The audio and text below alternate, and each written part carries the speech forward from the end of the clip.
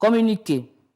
Faisant suite au communiqué numéro 032 du 8 décembre 2023 du Comité pour la transition et la restauration des institutions relatif à la fermeture des débits de boissons durant les heures de cours afin d'endiguer les phénomènes de violence scolaire d'une part et de la consommation d'alcool par les élèves mineurs d'autre part.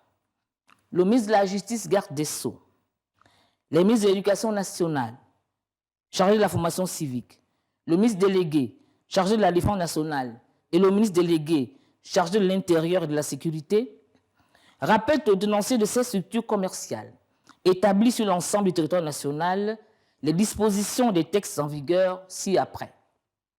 1. L'article 281 de la loi numéro 006/2020 du 30 juin 2020 portant code pénal qui énonce: quiconque fait boire jusqu'à l'ivresse un mineur de moins de 18 ans est puni d'un emprisonnement d'1 an au plus et d'une amende de 5 millions de francs CFA au plus.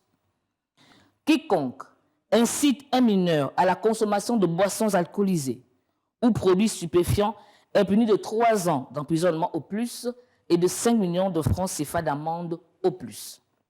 2.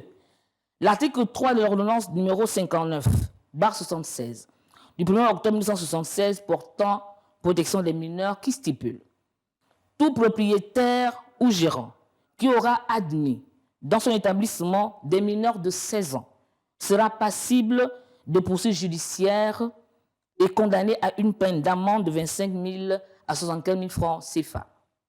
3.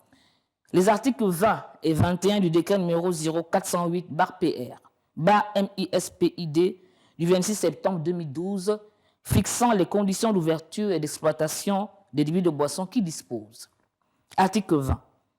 Tout exploitant de débits de boissons ne peut ni vendre ni offrir gratuitement de boissons alcoolisées aux mineurs. Article 21-4.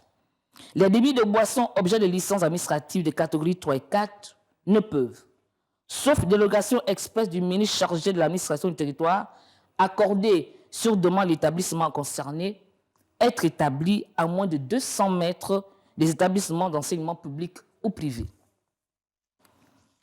Les forces de défense et de sécurité, ainsi que les responsables des établissements scolaires, sont chargés de veiller à la stricte application des présentes dispositions.